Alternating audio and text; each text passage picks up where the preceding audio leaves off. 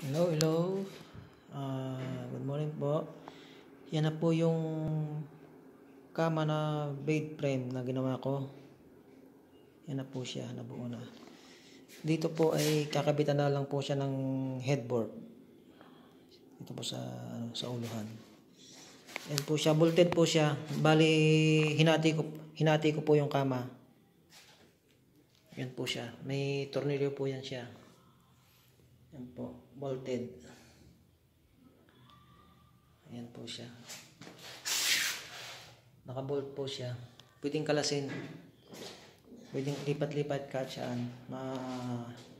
Pag ang area po ay maliliit, pwede po siyang kalasin. At madali po siyang mapapasok kasi di kalas po siya. Ayan po siya. Ang size po nito ay queen size.